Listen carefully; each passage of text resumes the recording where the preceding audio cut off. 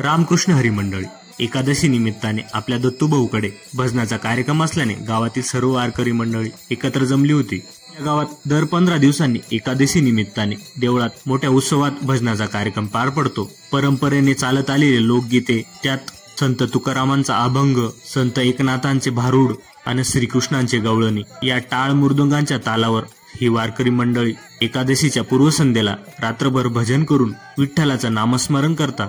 पुराणाच्या काळात माणूस माणसाला भेटायला सुद्धा घाबरत होते, तेव्हा सुद्धा एकादशी निमित्ताने गावात न खंड पडता हे भजन होत होतं। तसंच वारकरी मंडळी दिवसभर शेतात राबून एकादशीच्या रात्री भजन करतात, कारण ही वर्षानुवर्ष चालत आलेली परंपरा टिकली पाहिजे या हेतूने वारकरी मंडळी कशाची अपेक्षा न ठेवता हे देवाचं काम चोख पार पाडतात। तुमच्याही गावात एकादशी निमित्ताने भजन होतं का? होत असल्यास हा व्हिडिओ त्या वारकऱ्यांना शेअर करा।